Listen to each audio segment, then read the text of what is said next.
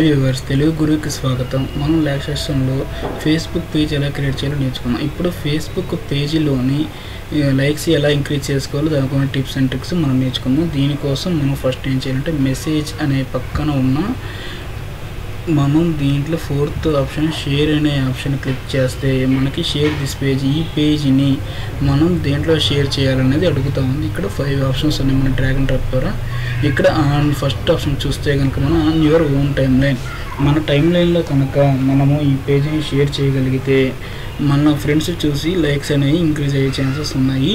లేదు అనుకుంటే మనం పర్సనల్గా మనకు ఎవరైతే ఫ్రెండ్స్ ఉన్నారో ఆ ఫ్రెండ్స్కి పర్సనల్గా మెసేజ్ పెడితే వాళ్ళు లైక్ చేసే ఛాన్సెస్ ఉన్నాయి. లేదు అనుకుంటే థర్డ్ ఆప్షన్ వస్తే పిన్ ఏ గ్రూప్.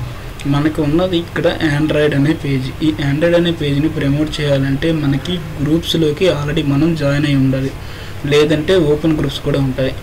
ఈ గ్రూప్స్లో మనము ఈ ఆండ్రాయిడ్ అనే పేజ్ని మనం ఆండ్రాయిడ్ అనే రిలేటెడ్గా ఉన్న గ్రూప్స్లో కనుక ప్రమోట్ చేయగలిగితే మనకి పేజ్ లైక్స్ అనేది ఇంక్రీజ్ అయ్యే ఛాన్సెస్ ఉన్నాయి.